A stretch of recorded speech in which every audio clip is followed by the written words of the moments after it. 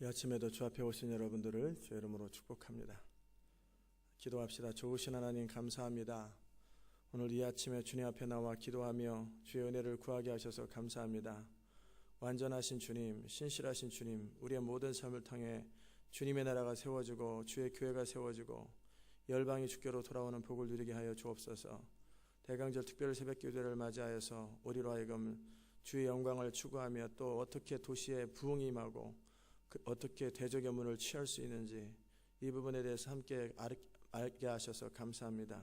주님, 우리의 모든 이 시간들, 모든 삶을 통해 주의 뜻을 이루어 주옵소서. 감사드리옵고 예수님의 귀하신 이름으로 기도드리옵나이다. 아멘. 예, 좀 물리는 것 같아요. 제가 만져놨더니. 걱정하고 고민하고 근심하는 것이 얼마나 스트레스를 받는 일인지, 그래서 우리 주님께서 걱정하지 마라, 수고하고 애쓰고 힘들어하는 사람들에게 인생에 수고하는 것도 힘든데 걱정하고 근심하고 염려하는 것이 얼마나 너의 인생에 무겁고 힘든 일이냐. 주님 그러시잖아요.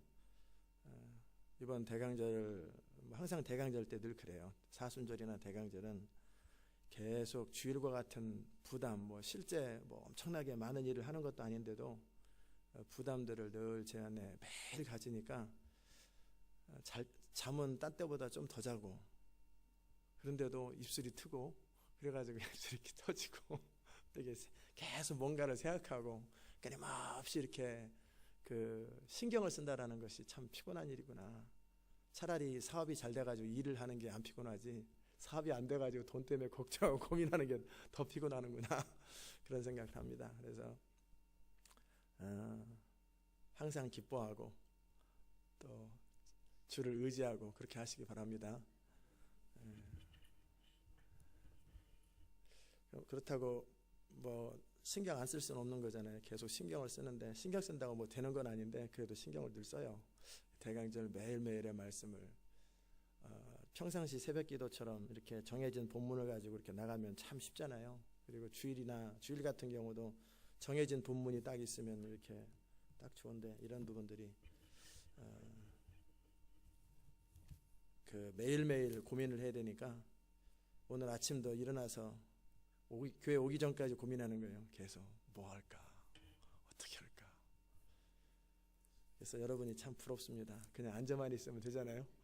앉아만 있으면 되니까 저는 온 밤을 잠을 자도 잔 것 같지 않고 하루 종일 생각하고 고민하고,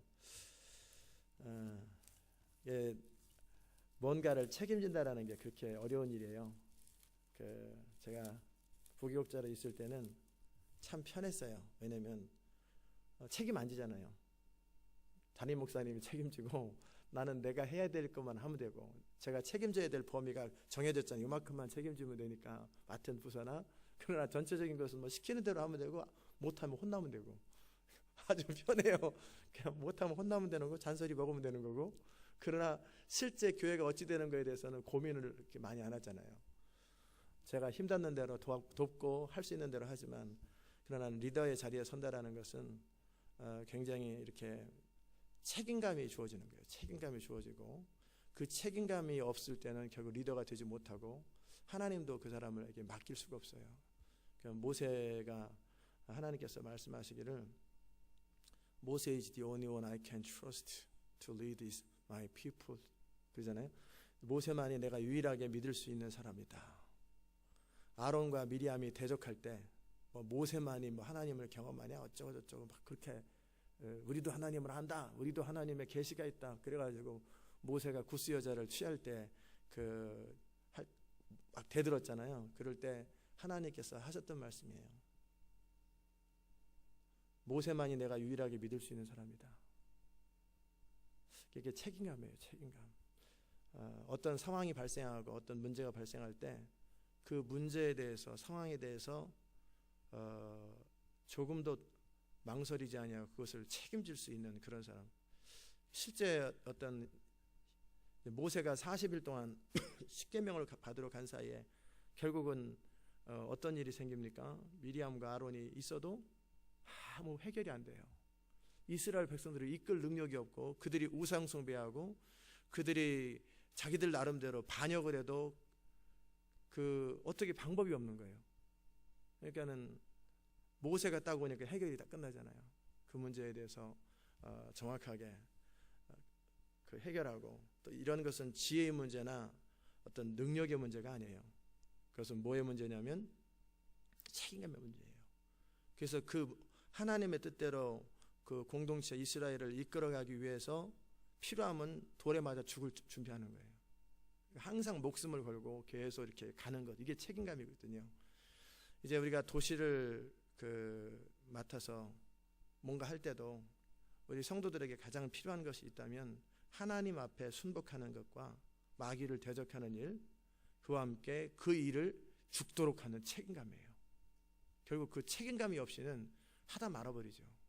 어느 정도까지 하지만 압력이 심해지거나 내게 큰 손해가 오는 것 같고 어렵고 부담스러우면 도망가 버린다고요. 짐에 눌려가지고 엘리야처럼 도망가 버리고 그러면 안 돼요. 도망가지 말고 죽더라도 거기서 죽어야 돼요. 거기서 죽고 버텨도 거기서 버티고, 그 책임감이 있어야 결국 도시의 문제가 해결됩니다. 왜냐하면 이것은 그냥 이루어지는 문제가 아니라 전쟁이에요. 전쟁을 하다가 벼랑간 힘들다고 도망가 버리면 어찌 되겠어요? 그래서 끝까지 그 임무가 완성될 때까지, 한번 시작했을 때는 끝까지 가는 거예요. 끝까지. 그리고 죽을 때까지 절대 뒤로 물러서지 않는 것. 아멘. 그게 태도입니다. 이게 하나님의 교회 공동체를 이끌어갈 때도 어떤 사람이 가장 그 중요한 태도를 가지고 있느냐, 바로 책임감이죠. 그래서 그 책임감을 가진 사람들이 리더가 되는 거예요. 능력 있는 사람이 리더가 되는 게 아니고 책임감 있는 사람. 능력은요, 그게 다 능력이라고 표현하면 능력이죠. 그러나 이병철 회장이나 또 정지영 회장이나 또 여러 기업들을 이끌어가거나 이런 분들 밑에 머리 좋고 똑똑하고 정말 각계각층의 전문가 엘리트들이 다 모여 있어요. 굉장히 탁월한 사람이 모여 있는데 그들이 리더가 되지 않아요. 그 회사를 리드하는 사람은 탑 리더가 지금은 이건희 회장이고 또 정몽구 회장이고, 그 아버지들보다는 자식들이 좀 더 나은 것 같아요. 하여튼 지금 회사들이 더 창대해지고 그러잖아요. 그게 그 책임감입니다. 리더에게 가장 중요한 것은 책임감이에요. 어떤 일이 있어도 그 임무가 완수될 때까지는 눈도 못 감는 거예요. 그렇기 때문에 그런 책임감을 가졌던 사람들이 이 책임에서 딱 벗어나게 될 때 어떻게 돼요? 팍 늙어버리잖아요. 팍 늙어버리고 어떤 끊임없이 어떤 부분을 생각하는 것. 공감이 가십니까? 그래서 그 책임감을 갖는 건, 책임을 지는 건, 어떤 일, 작은 일이든 작은 책임감을 가진 사람은 작은 일을 하고, 친교하는 일도 오늘 그냥 컨디션 안 좋으니까 전화 안 하고 안 와버려. 그래서 친구 펑크네. 이제 못 올 수는 있겠죠. 그러나 죽더라도 오는 거고, 만약에 못 올 때는 부득이하게 미리 사람을 조치를 취하고, 조치를 취해서 어떻게 되면은 되는데, 만약에 안 될 때는 어떻게 해요? 끌고 와야지, 몸을. 끌고 와서, 그게 다 책임감들이에요. 그렇잖아요. 우리가 그렇게 책임감 있게 주의 일들을 감당할 때 우리는 마침내 승리를 하게 됩니다. 아멘.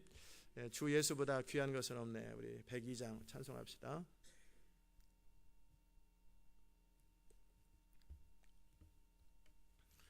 주 예수보다 더 귀한 것은 없네. 이 세상 부귀와 바꿀 수 없네. 영죽을 내 대신 돌아가신 그 놀라운 사랑 잊지 못해. 세상 즐거움 다 버리고 세상 자랑 다 버렸네. 주 예수보다 더 귀한 것은 없네. 예수 밖에는 없네. 주 예수보다 더 귀한 곳은 없네. 이 세상 명예와 바꿀 수 없네.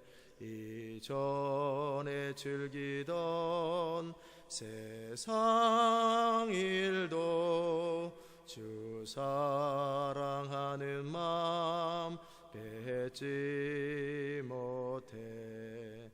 세상 즐거움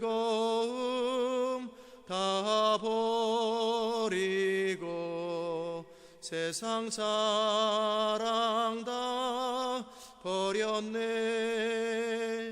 주 예수보다 더 귀한 곳은 없네.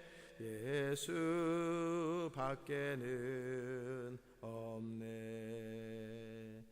주 예수보다 더 귀한 곳은 없네.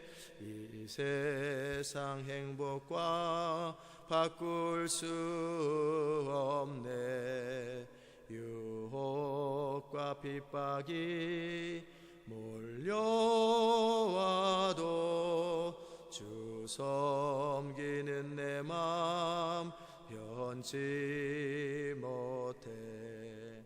세상 즐거움 다 버리고 세상 사랑 다 버렸네. 주 예수보다 더 귀한 곳은 없네. 예수 밖에는 없네. 이 시간 우리 기도합시다. 우리 안에 책임감을 주시도록 어떤 일을 하든지 작은 일을 할 때는 작은 책임감이 필요하고 큰 일을 할 때는 큰 책임감이 필요합니다. 그러나 작은 일에도 그 충성스럽지 못하면 큰 일도 안 맡깁니다. 내가 큰 일을 하면 잘할 것 같지만 절대 그런 일은 없어요. 하나님도 허락하지도 않을 뿐만이와 작은 일도 못하는 사람은 큰 일도 못합니다. 맡겨지지도 않고 할 능력도 없습니다. 그래서 우리에게 작은 것 하나 주어졌을 때 충성스럽게 감당할 수 있게 해달라고. 여러 가지 이유들이 있을 수 있잖아요. 그 상황들이. 그러나 그 일이 누군가에게 대체되거나 그 일이 마무리 될 때까지는 결코 쉬지 않는 것. 그 보아스라는 사람에 대해서 그 나오미가 그 평가를 하잖아요. 일단 그가 그 일을 시작했으면 그 일이 마칠 때까지 쉬지 아니하리라. 그게 리더가 되는 거예요, 보아스가. 그래서 이 시간에 그 책임감 그리고 충성스러움을 위해서 같이 한번 기도합시다. 은혜로우신 아버지 하나님 감사합니다. 우리가 어떤 일을 하든지 충성스럽고 책임감 있는 자들 되게 하소서. 작은 일을 할 때는 작은 일을 이룰 수 있을 만한 책임감이 있게 하시고, 큰 일을 할 때는 큰 일을 이룰 만한 책임감이 있게 하시고, 어떤 일이 있든지 정말 그 일을 잘 감당하고 완수할 수 있는 충성스러움, 책임감을 우리 가운데 주옵소서. 또 우리 각 도시들을 이제 맡게 될 텐데, 이제 우리 안에 정말 도시를 사랑하는 마음을 주시고, 또 도시를 위한 모든 전략과 방법과 내용들을 알고 있다 할지라도 결국은 기도의 자리에 나가고 또 부르짖어야 되고 믿음으로 선포해야 되고 또 영적 전쟁을 치러야 될 때 끝까지 뒤로 물러서지 않을 수 있는 그 마음을 우리 가운데 주옵소서.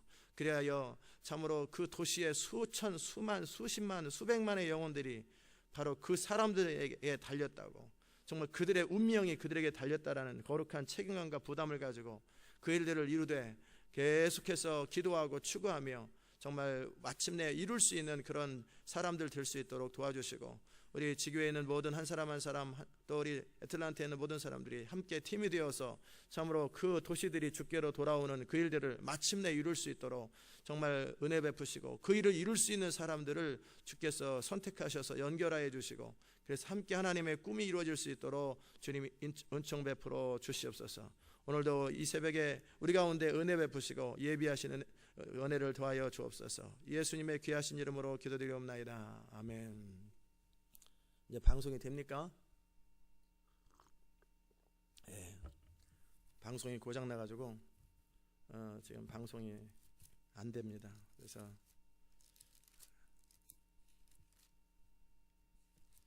계시록 12장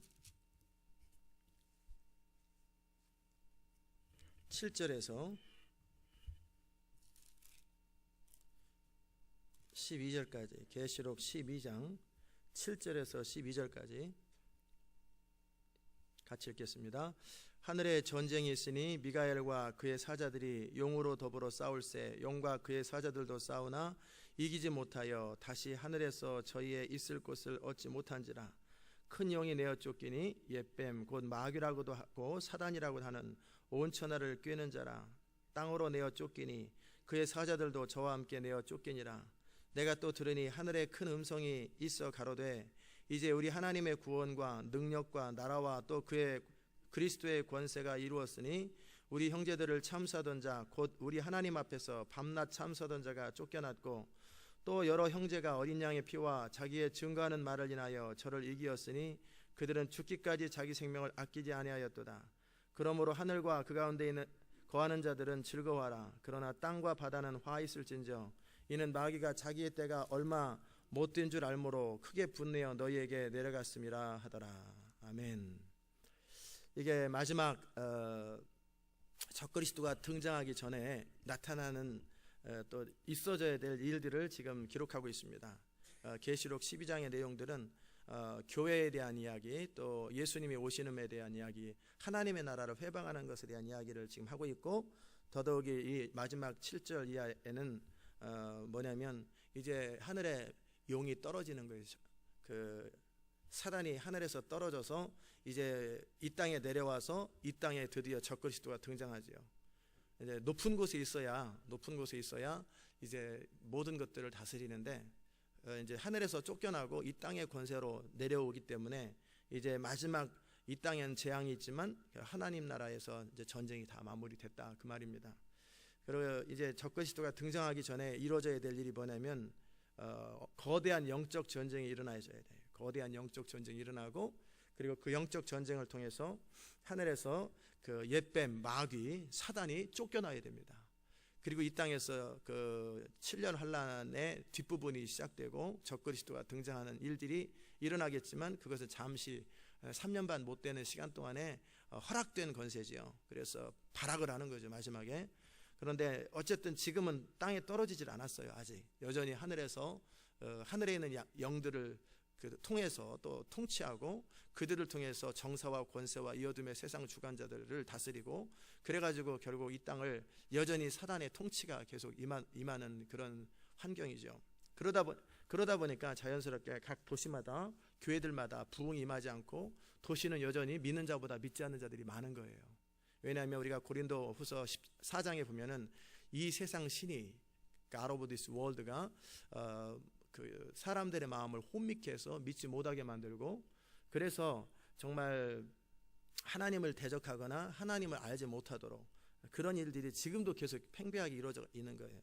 그래서 이 일들을 이룰 때 지금까지 우리가 그 말씀을 나누는 주된 이유는 뭐냐면, 그냥 복음을 전해서 될 것 같으면 이런 거 안 해도 됩니다. 영적 전쟁 안 해도 돼요. 그냥 복음만 전하면, 어떤 분은 뭐 도시에 무슨 강한 자가 있겠느냐, 복음을 전하면 되지. 그거는 자기의 부르심이 없기 때문에, 자기가 모르는 영역이기 때문에 그런 얘기 하는 거고, 함부로 말하면 안 되는 거예요. 만약에 복음을 전하면 될 것 같았으면 왜 지금까지 안 되냔 말이에요. 지금까지 수많은 하다못해 본인이 있는 도시조차도 주께로 돌아오게 못하잖아요. 왜냐하면 그것은 성경에서 우리 주님께서 분명히 말씀하셨어요. 우리의 싸움은 혈과 육에 대한 싸움이 아니라 이 어둠의 세상 주관자와 하늘에 있는 악한 영과의 싸움이다. 그렇기 때문에 그 싸움이 이루어지면서 해결되고, 즉 마태복음 12장에 나와 있는 도시의 강한 자들, 각 강한 자들이 결박되어야 되는데, 그것을 위해서는 결국 기도가 필요하고, 그것도 기도도 그냥 기도하는 것이 아니라 성령의 이끄심을 받는 정확하고 분명한 기도를 해야 된다고 우리가 계속 배웠고, 그 일을 이루는 과정 속에 이제 훈련생들은 열심히 훈련을 하고, 그래서 전투병이 될 때까지는 자기를 훈련시켜야 돼요. 그래서 전사가 되면 이제 어느 순간에 이제 그 영적 전쟁을 시작해야 될 때, 그때는 이제 하나님께서 강한 마음과 함께 부담을 주시고, 기도에 대한 부담을 주시고, 그 도시를 붙들고 집중적으로 적어도 6개월 정도를 기도하게 됩니다. 계속 금식하며 기도하는 일들이 계속 생기게 될 거예요. 그리고 나면은 하나님께서 그런 것들을 계시하시죠. 기도의 양을 채우고 그럴 때 우리 안에 충만함이 있기 때문에 처음부터 계시 안 하는 거예요. 충분히 기도의 양이 차고 우리가 완전히 이길 수 있을 만한 마지막 그 브렉스루 돌파를 할 수 있을 만한 상태가 될 때 우리에게 계시하시고 가르쳐 주는 거예요. 어떤 하나님의 일을 할 때 마찬가지예요. 어렸을 때는 어린 만큼 보여주고요. 청년 때는 청년만큼 보여주고 장성한 자가 되면 장성한 자의 분량만큼 하나님께서 보여줍니다. 그래서 그 일들을 감당할 수 있도록. 그래서 그렇게 기도의 진통을 겪고 나면 이제 적이 딱 등장하고 그러면 이제 타겟을 놓고 집중적으로 기도할 때 적이 이제 반격을 하기 시작하죠. 그 반격을 할 때 계속 나눴던 것처럼 우리 안에 견고한 진이나 우리 안에 강한 자, 우리 안에 쓴뿌리들이 있으면 그걸 쳐버린단 말이에요. 그러니까 그런 부분들이 없도록 다 미리미리 다 해결하고 그래서 아무것도 얽매이지 않는 그런 사람이 되는 거예요. 이게 뭐냐면 디모데 전서인가요? 디모데전서 2장 4절에 디모데 후서 2장 4절에 그 군사로 모집한 자는 어떻게 하라고 그랬어요? 예, 자기의 삶에 얽매이지 않는 거예요. 디모데후서 2장 4절에 자기의 생활에 얽매이는 자가 하나도 없다. 즉 어떤 것도 얽매이는 것이 없는 그게 바로 좋은 군사예요. 이게 전사거든요. 그러니까 상대방이 나를 공격하는데 공격할 때 뭐 몸을 공격할 수도 있겠죠. 몸이 약한 사람들은 또는 가족에 대해서 약한 사람들은 가족 중에 누군가가 문제가 생긴다든지 그런 일이 실제 생긴단 말이에요. 그러나 결국 이기게 돼 있어요. 우리는 이기게 돼 있는데 그것 때문에 뒤로 물러나는 거예요. 돈에 약한 사람은 사업이 무너져 버린다든지 아니면 어떤 일이 생겨요. 하여튼 사단도 어떻게 하든지 우리를 회방하려고 애쓴단 말이에요. 그러니까 저 사람이 약점이 뭘까? 그런 부분들 그를 정확하게 알고 공격하죠. 그렇기 때문에 우리의 약점들이 나쁜 건 아니에요. 우리 약점들이 그리스도의 보혈로 말미암아 내 안에 강함 되시는 그리스도를 의지함으로 오히려 약점이 그리스도를 만나는 통로가 되어서 약점을 계속 가지고 있으라는 게 아니라 그리스도를 의지함으로 약점이 극복이 돼야 되는 거예요. 극복되지 않은 약점들은 적의 타겟이 돼버려요. 극복되지 않은 약점들은. 그러니까 약점이 없으라는 말이 아니야. 약점을 그리스도와 함께 극복해서 더 이상 약점이 약점되지 아니하고 약점이 오히려 하나님을 의지하는 강점이 되도록 만들으라는 거예요. 그렇게 해서 아무것도 이제 얽매이는 것이 하나도 없는 거예요. 그러면 이제 자기 생활에 얽매이는 것도 없고 이제 어떤 우리 삶 속에 어떤 일이 있어도 끝까지 내가 해야 될 일을 감당한단 말이에요. 그렇죠? 이제 그런 사람들이 주의 일들을 감당하는 거고 그런 사람들이 이제 이제 집중적으로 이제 기도를 하기 시작하면 적들이 이제 반격을 하지만 그런 다음에는 이제 우리 삶을 쳐버리면은 이거는 전쟁하기 준비가 안 된 사람이에요. 우리 삶을 쳐도 칠 것이 없는 거지. 얽매이지 않아요. 그러니까 이제 적들도 그걸 알기 때문에 이제 삶으로 쳐서는 문제가 안 되겠다. 그 사람 주변에 있는 어떤 것을 쳐도 그 사람의 자존심을 쳐도 어떤 걸 쳐도 문제가 안 돼요. 그럴 때는 이제 실제 어떻게 하냐면 드디어는 약점들이 없기 때문에 실력 대 실력으로 대결하는 거예요. 일단은 적의 약점이 있을 때는 약점부터 공격하잖아요. 그 병법에도 결국은 싸우는 것보다는 싸우지 않고 이기는 게 이기는 거고 그런 것처럼 싸우지 않고 쉽게 이길 수 있는 방법을 취하지만 없어요. 약점이 다 약점이 그리스도 안에서 커버가 됐어요. 그렇기 때문에 이제는 결국은 능력 대결이 시작되는 거예요. 그러면 적들도 영권을 가지고 이제 우리를 공격하고 우리도 영권을 가지고 그들을 대적하고 그러죠. 그러면 능력이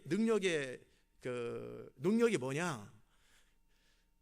여러분이 성경에 보면은 그 열왕기에 보면은 이스라엘이 모압과 전쟁을 하다가 세 나라가 이렇게 합해가지고 전쟁을 치러 왔는데 결국 선지자의 기도처럼 이스라엘이 이기잖아요. 그래서 그들이 쫓겨갈 때 모압 왕이 어떻게 하냐면 자기 아들을 그 몰렉신에게 제사로 드립니다. 그럴 때 영적 전쟁이 딱 흐름이 바뀌어 버립니다. 그 말이 뭐냐면요, 굉장히 중요한 영적 비밀이에요. 영적 전쟁에 있어서 모압 왕이 그 몰렉신을 섬기고 있을 때 그도 어떻게 전쟁해야 되는지 아는 거예요. 그 모압이라는 나라는 그러니까 이스라엘을 공격을 할 때 발람을 통해 저주를 퍼붓는다든지 실제 전쟁이 일어날 적에 어떻게 하냐면 자기 신에게 왕자를 번제로 드립니다. 죽여버려요. 그 말은 뭐냐면 자기 신에 대해서 얼마나 많은 sacrifice, 희생을 할 수 있느냐예요. 얼마나 희생을 하나. 그 희생 중에서 가장 큰 희생이 그들에게는 왕자가 희생되는 거죠. 뭐 왕이 희생될 수도 있겠지만 왕자가 희생되니까 거기에서 엄청난 에너지가 마치 시금치가 공급되는 것처럼 엄청난 에너지가 그들에게 영적 파워가 공급되는 거예요. 그러니까 다시 이스라엘 백성들이 뒤로 물러나가지고 그냥 가버려요. 영적으로 눌려버려요. 이해됩니까? 똑같아요. 정말 결국 능력은 뭐냐면 각자 섬기는 그 대상을 향해서 얼마나 많이 순종할 수 있고 얼마나 많이 희생할 수 있고 얼마나 많이 복종할 수 있느냐, 그것이 능력인 거예요. 하나님도 그냥 스스로 인간 일을 하지 못하고 반드시 어떤 사람들을 통해 일하는데 그 사람들의 순종의 분량만큼 일할 수 있어요. 사람들이 헌신하는 만큼 하나님의 일을 할 수 있어요. 그러니까 사단도 어떻게 하냐면 결국 피조물이기 때문에 아무것도 아니지만 그래도 결국 이 땅의 권세와 관련돼서 하늘에서는 아무 소리 못해요. 그러나 이 땅에 관련된 일을 할 적에는요, 그 얼마나 많은 사람들이 그 사단에게 복종하느냐, 얼마나 많은 사람들이 하나님께 복종하느냐의 문제고, 두 번째는요, 또 복종하는 사람들 가운데 어떤 사람들이 어느 정도 선에서 복종하느냐, 어느 정도 선에서, 즉 목숨까지. 가령 어떤 사람들이 100만 불을 내고 1000만 불을 헌금한다 할지라도, 마귀한테 도네이션 한다 할지라도 그거보다는 한 사람의 목숨이 낫거든요. 왜냐하면 한 사람의 목숨은 천하보다 귀하잖아요. 그러니까 그 한 사람의 목숨의 대가를 지불하는 순교의 피가 흘려졌잖아요. 그러면 이것은 엄청난 하나님의 이 땅을 향해서 개입할 수 있는 근거를 제공하는 거예요. 이해되십니까? 그러니까 희생만큼이에요. 그러니까 우리가 하나님을 향해서 희생을 하는 만큼 하나님이 우리의 삶을 통해서, 우리의 희생을 통해서 이 땅 가운데 하나님의 일을 부어줄 수 있는 거예요. 그걸 다르게 표현하면 여러분의 인생이 얼마만큼 하나님 앞에 강력하게 쓰임받을 수 있느냐, 어떻게 되겠어요? 여러분이 희생한 만큼이에요. 여러분이 하나님 앞에 헌신하고 희생한 만큼 하나님은 여러분을 통해 일할 수 있는 거예요. 얼마만큼 희생할 수 있느냐, 얼마만큼 희생하고 손해볼 수 있느냐, 그만큼 하나님은 여러분을 통해 일하시는 거예요. 아멘. 그게 능력의 원리에 대해서 말씀을 드렸어요. 자, 이제 영적 전쟁을 감당할 때 상대방이 우리 약점이 이제 없다라는 사실을 이제 파악하면, 그 다음에 이제 우리 약점을 공격하는 게 아니라 이제는 능력 대 능력이 되게 되는 거예요. 그러면 사단도 이제 그들의 사람들 있잖아요. 그들의 뭐 점쟁이든지 아니 사단 숭배자든지, 또 보통 사람들은 이렇게, 우리 교회도 똑같아요. 하나님의 교회들도 그 진짜 헌신하는 사람이 있고 교회 그냥 사람들도 있잖아요. 그냥 왔다 갔다 하는 사람들. 그냥 그 사단의 입장에서도 똑같아요. 그들에게 완전히 자기의 목숨과 영혼을 내준 사람이 있고, 그저 그냥 사단이 속이는 대로 죄에 빠져서 그냥 죄 짓고 살아가는 사람도 있죠. 다 사단의 편이지만 그들 입장에 볼 적에는요, 그렇게 큰 능력은 못 돼요. 그냥 적당히 죄 짓고 사는 사람이기 때문에. 그런데 안 믿는 사람 가운데도요, 어떤 사람들은요 실제 사단에게 자기 영혼을 팔았던 사람들이 있어요. 그래서 자기 목숨까지 담보로 그런 컨트랙을 해요. 서태지도 그랬대잖아요. 서태지도 그렇고 이수만 씨도 그런지도 몰라요. 하여튼 영혼을 팔을 만큼 정말 그렇게 완전히 헌신된 사람이 있어요, 사단에게. 그럴 때 사단이 능력을 부어줘요. 강력한 능력들이 생기고, 그러다 보니까 그들 나름대로의 능력이 생기는 거예요. 다 이제 따라오고 계시죠? 예. 그러니까 이제 우리가 전쟁을 하기 전에 내 안에 뭐 칼이 안 갖고 나왔다, 말씀을 모르는 거죠. 방패가 없다, 이거는 뭐 약점 투성인 거죠. 방패가 없고 뭐 구원의 확신이 없다, 구원의 투구가 없는 거죠. 그다음에 내가 그리스도 안에 의가 없다, 뭐 내가 진짜 내 안에 있는 권세가 우주보다 크다는 것도 모르니까 맨날 하면 한 달 동안 고민하다가 오고 막 헤매요. 맨날 이렇게 업앤다운 하는, 이거는 무장 자체가 안 되니까 이건 약점투성인 거예요. 그 다음에 평안에 예비한 것으로 복음을 싣는 복음도 없고, 뭐 그 다음에 아무것도 없어요. 그러면 그냥 한 방 쳐버리는 거예요. 그러면은 이 사람은 그냥 한 방에 나가요. 그러니까 전사로 나가기 위해서 구원의 투구와 믿음의 방패와 의의 흉배와 그 진리의 허리띠와 그 평안에 예비한 것으로 신을 신고, 그 다음에 말씀의 검을 가져서 정확하게 이 무장을 갖춰야 돼요. 그리고 무엇보다 가장 큰 무장은 그런 거죠. 우리 안에서 이게 실제 갑옷이 아니라 눈에 보이는 갑옷이 아니라 영적 갑옷이기 때문에 내 마음 안에서 그 모든 완전 무장이 다 된 상태잖아요. 그런 상태가 되면 이제는 약점이 없어지는 거예요. 약점이 없어지면, 그러니까는 영적 전쟁할 때 뭐 성질 난다고 때려치고, 아이고, 이 사람들은 싸우기 전에 한 방에 끝내는 거예요. 그런 사람은 싸울 자격도 아직 못 갖춘 거예요. 뭐 요즘 바쁜데요, 뭐 어쩌고 저쩌고, 뭐 누가 우리 남편이 또 우리 시아버지가 또 우리 아내가 뭐 우리 애가 뭐 직장 상사가 뭐 그러면 뭐 익스큐즈가 되는 사람들은 아직 싸울 준비도 안 된 거예요. 아직 전사도 안 해요. 그렇죠? 그러니까 그 어떤 것에도 불구하고 주님께서 부르시는 부르심, 상관이 명령하는 명령 앞에 군사로 모집한 자는 자기 어떤 생활이라도 얽매이지 않는 상태가 기본적인 싸움의 상태예요. 전쟁의 상태죠. 아멘. 그 다음에 그런 상태에서 이제 뭐 하냐면 그 두 번째가 있죠. 그 누가복음 9장 24절에 아무든지 나를 따라오려거든 자기를 부인하고 자기 십자가를 지고 나를 쫓을지니라. 그래서 그 두 번째에 대해서 제가 뭐라고 그랬냐면 십자가의 능력, 믿는 자의 권세와 내가 알고 있는 것, 우리가 가지고 있는 것이 뭔가를 정확하게 아는 것, 그래서 믿는 자의 권세를 이렇게 다뤘던 거예요. 그런 부분들이 훈련되어서 이제는 언제든지 내 안에 그 담대함과 확신, 그 다윗처럼 골리앗이 있을 때 뭐라고 그러냐면 너는 창과 칼과 단창으로 내게 오거니와 나는 만군의 여호와의 이름, 네가 모독하는 만군의 여호와의 이름으로 나가노라. 너는 오늘 내 밥이 될지라. 여호수아와 갈렙이 뭐라고 그랬어요? 가나안 땅의 백성들을 향해서 그들은 우리의 밥이라.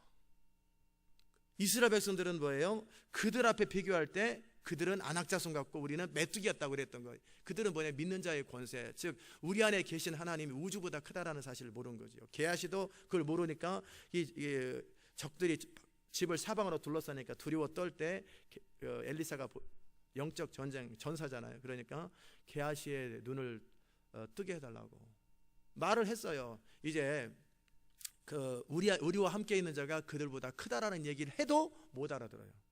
그러니까 눈을 열어서 보게 하소서 그럴 때 하늘의 불병과 불말이 영적 세계 속에서 있다라는 것을 보여주니까 보여줬단 말이에요. 그래서 게하시는 정신 못 차리고 뇌물 받고 그러죠. 이 사람은 그러잖아요. 근데 엘리사는 그걸 아는 거예요. 즉 내 안에 계신 하나님, 나와 함께하는 그 하나님, 그리고 나와 함께하는 천사들과 이것이 너희들보다, 그 적들보다 훨씬 강하다라는 거예요. 예수 그리스도의 보혈이죠. 자, 그런 얘기를 하는 거예요. 그것도 이해됐죠? 그 다음에 아까 제가 좀 전에 한 가지 더 말씀을 드릴게요.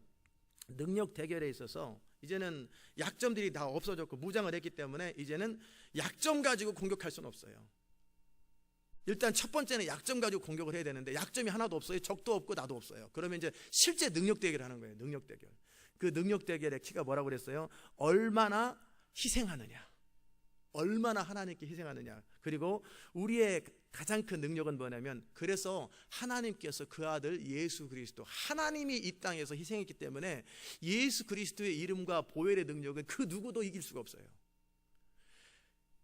모압 왕이 자기 아들을 희생한 것도 이스라엘 백성들이 이기는 통로가 되었는데, 근데 우리에게는 뭐가 있어요? 하나님의 아들 되시는 예수 그리스도의 희생이라고 하는, 이거는 하나님이 희생하신 거예요. 그러니까 이보다 더 큰 희생은 없기 때문에 그 예수 그리스도의 희생을 정확하게 내가 인식하고 그것을 받아들이고 보혈을 의지할 때 그 어떤 것보다도 강력한 무기가 있는 거예요. 아멘. 근데 이것을 믿지 않고 이것을 의지하지 않고 자기 힘으로 나가잖아요. 그러면 어떻게 되겠어요? 별 능력 없어요. 이렇게 철저하게 예수 그리스도의 보혈과 그분의 희생을 온 마음을 다해서 의지하는 거, 의지할 줄 아는 거에, 그게 능력의 키예요. 그 다음에 마지막으로 그 세 번째가 뭐냐면 오늘 계시록에 나와 있던 이 말씀이에요. 내가 증거하는 말, 그 여기에 보면은 계시록에 어린 양의 피와 자기의 증거하는 말을 인하여 저희를 이기었으니, 즉 어린 양의 피를 가지고 이기는 건 뭐냐면 가장 큰 희생을 가지고 그 적을 앞에 나가는 것이고, 우리의 무기가 그렇게 크다라는 거예요. 그 다음에 자기의 증거하는 말, 믿음의 말, 믿음의 권세, 말의 권세를 가지고 나간다 그 말이고, 그런데 나갈 때 어디까지 나가야 돼요? 자기 생명을 아끼지 아니하고 죽기까지 뒤로 물러서지 아니한, 이것이 결국 이김의 승패예요. 아멘. 모압 왕 얘기를 아까 했잖아요. 모압 왕이 그 자기 아들을 희생하면서까지라도 헌신을 할 때 능력이 더 부어졌다고 그런 것처럼 우리도 예수 그리스도의 희생을 붙들되 이제 우리가 하나님 앞에 헌신할 때 어떻게 헌신해요? 죽기까지 헌신해야 돼요.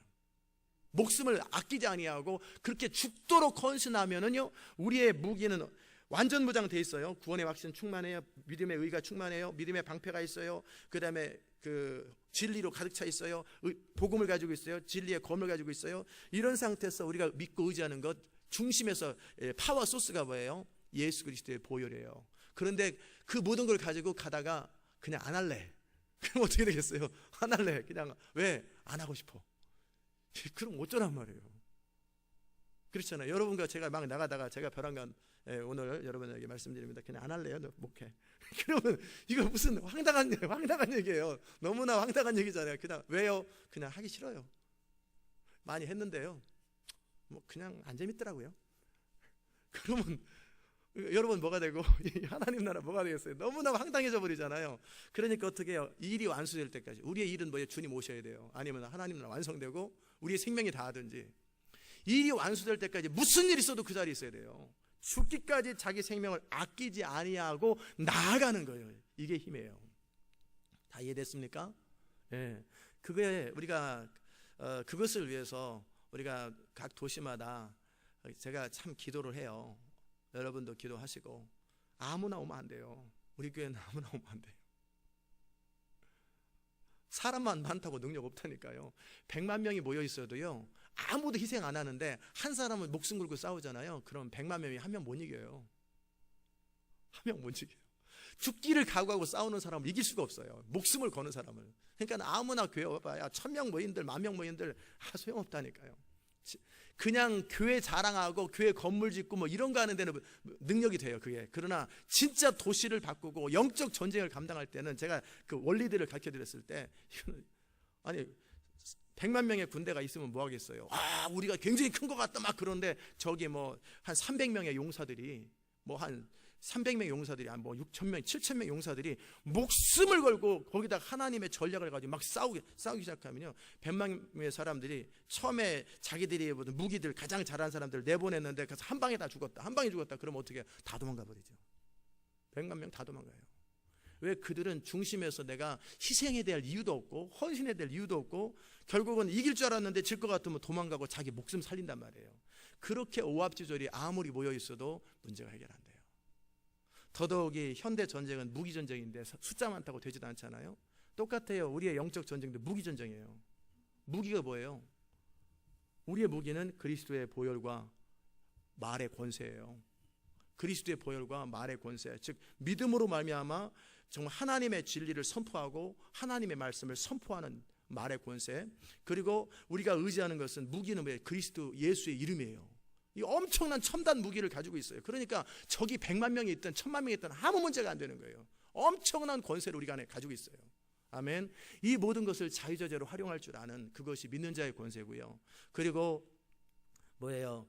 그 하나님의 성령이 우리를 통해 마음껏 일하는 상태가 되는 것이 뭐예요? 너희 복종이 온전케 되는 거예요. 성령과 친밀하게 동행하되 항상 안테나가 켜져서 성령으로부터 코치가, 풋볼 선수들이 코치 음성을 듣는 것처럼 성령이 계속 말씀하는 걸 항상 듣고, 우리의 무기는 그 예수 그리스도의 보혈과 예수 그리스도의 이름이죠. 그 이름을 가지고 입술로 선포하는 거죠. 하나님도 우리 인간의 그것이 필요하다고 그랬잖아요.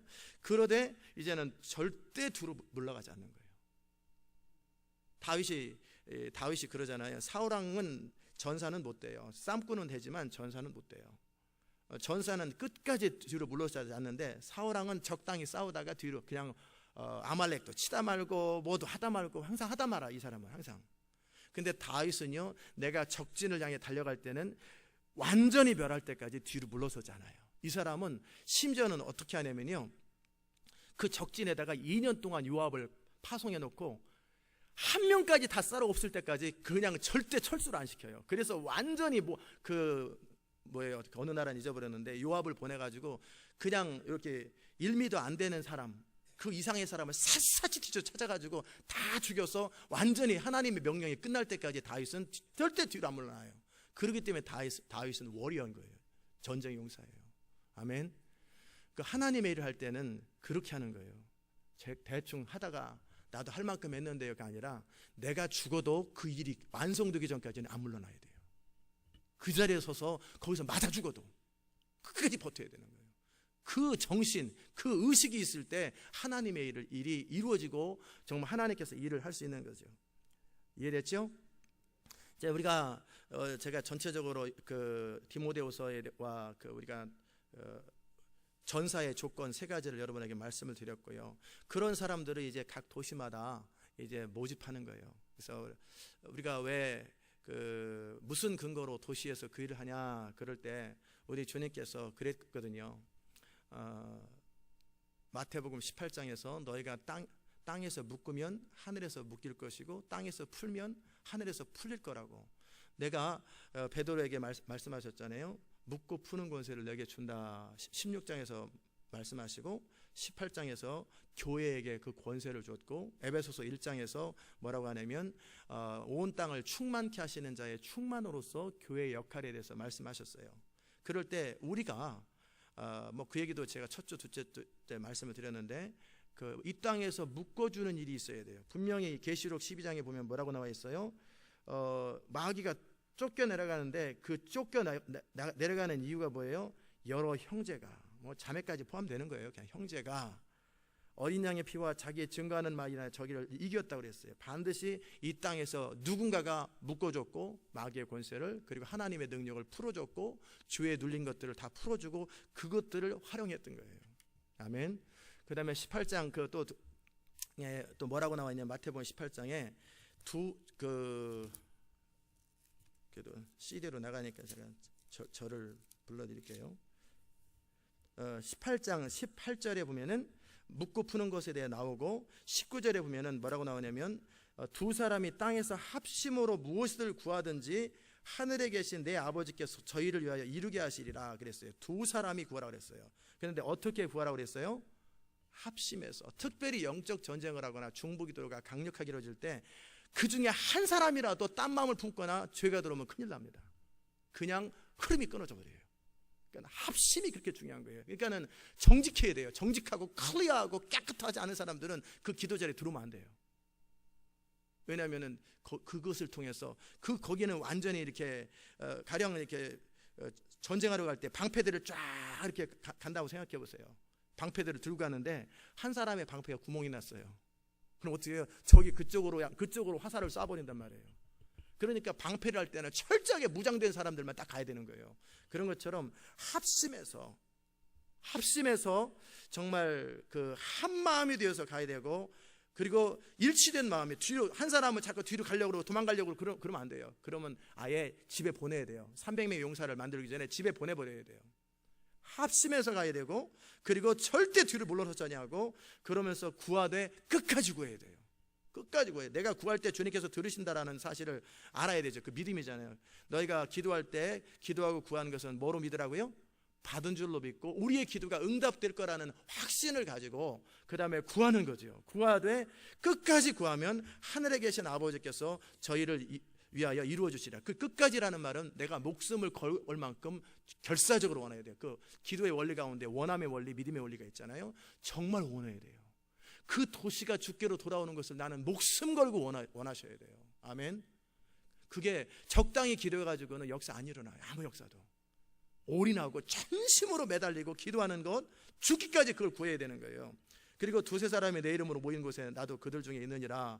그래서 우리가 지교회에 그 두세 사람을 모집하고 그래서 두 사람이면 되는데 혹시 한 사람이 병고가 있을지 모르니까 그냥 세 가정을 기본 단위로 출발하는 거죠. 그래서 최소한 두 사람은 있어야 되는데 그래서 세 사람을 지교회 첫 출발로 하는 거고 그들이 마음이 하나가 되어야 돼요.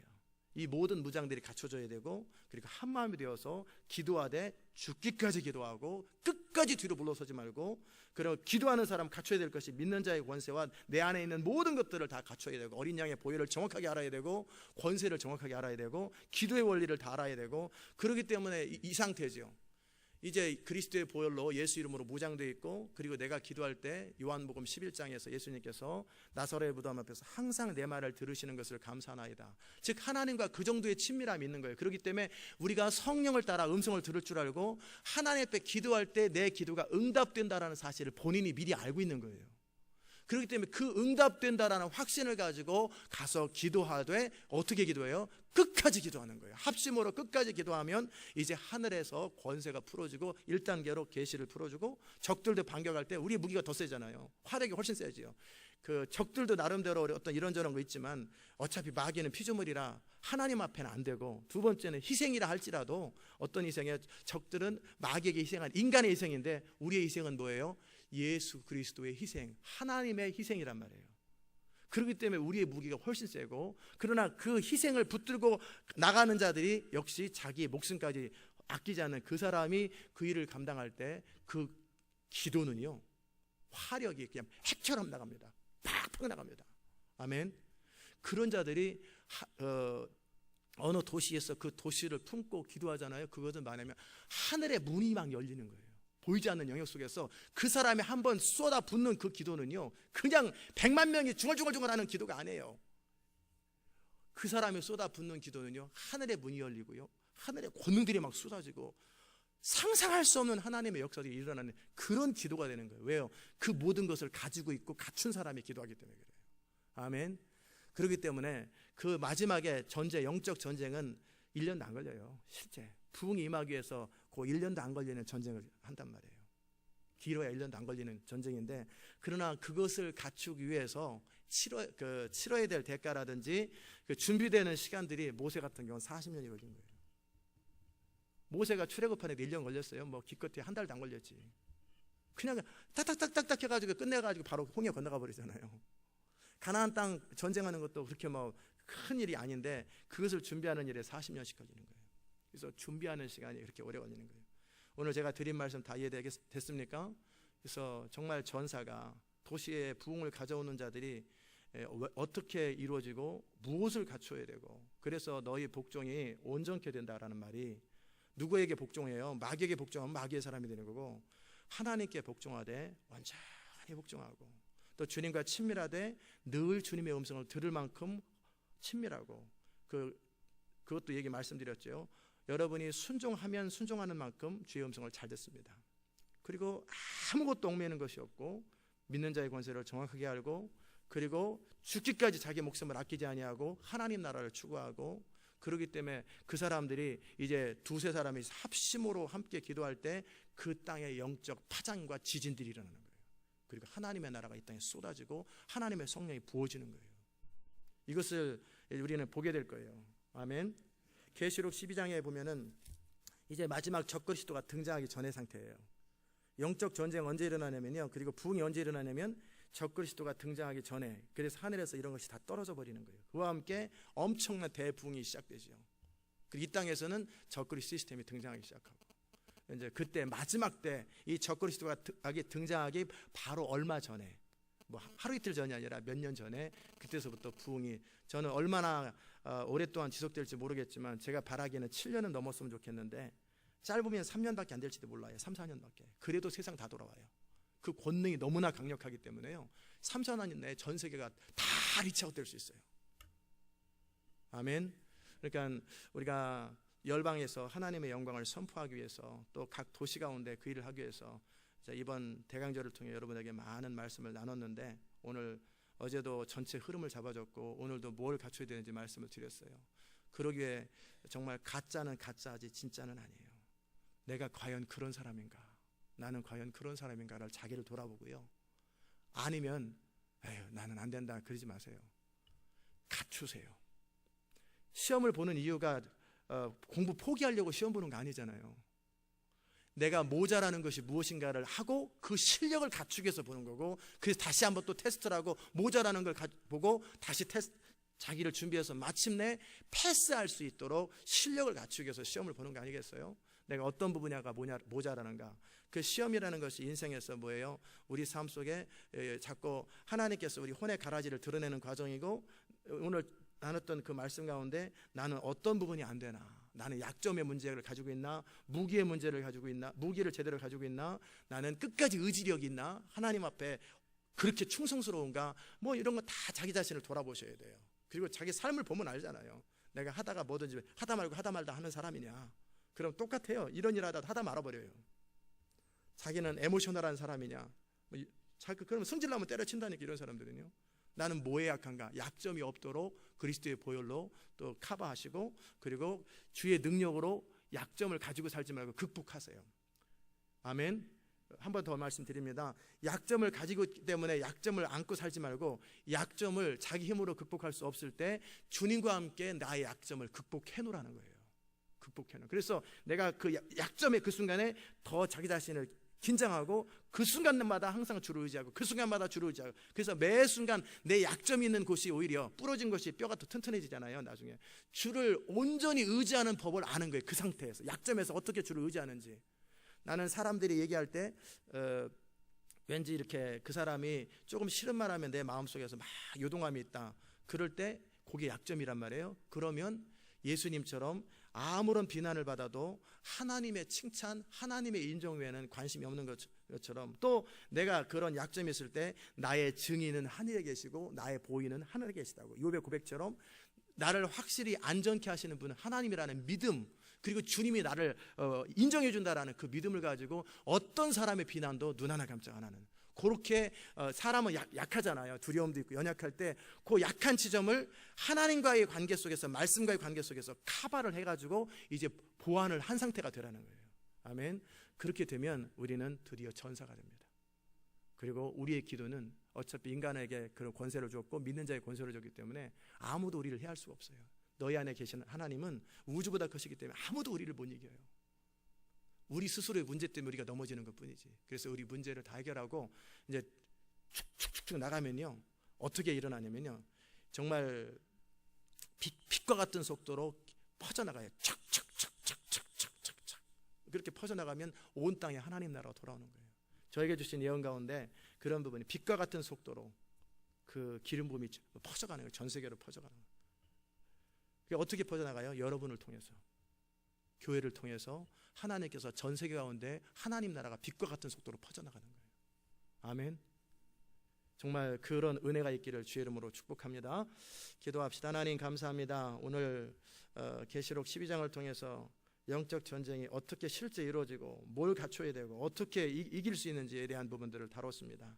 하나님, 이 모든 것들을 지식으로 아는 것도 중요하지만 동시에 이 모든 것에 해당되는 것들 가운데 빠진 부분이 무엇인지를 정확하게 보고 그 자신을 갖추고 또 뒤로 물러서지 아니하고, 정말 내 안에 이렇게 영적 전쟁을 감당하는데 구멍 난 것이 뭔지, 잘 모르는 것이 뭔지, 안 되는 부분이 뭔지, 이 전쟁하기 전에 미리 자기 자신을 철저하게 갖춰서 완전 무장을 하고, 군사로 모집한 자를 위하여 완전 무장을 하고 그렇게 전쟁터에 나가서 마침내 이길 때까지 뒤로 물러서지 않냐고 이기는 자가 될 수 있도록 은혜 베풀어 주시옵소서. 그래서 하나님은 바로 하나님의 교회에게 하나님 나라의 완성의 책임, 그 모든 충만케 하시는 책임을 맡기셨는데, 시대 마지막에 이 시온 인터내셔널 교회를 통하여 각 도시마다 정말 예배센터, 기도센터, 선교 전략센터로서의 지교회를 세우시고, 또 이들을 통해 그 정말 하나님의 부흥이 그 땅 가운데 임하는 그 모든 비밀과 방법들을 가르쳐 주었사오니, 하나님, 이 모든 일을 이룰 수 있는 상태, 그런 영적 무장의 상태가 될 수 있도록 주님 은혜 위에 은혜를 더하여 주시옵소서. 감사드리옵고 예수님의 귀하신 이름으로 기도드리옵나이다. 아멘. 하늘에 계신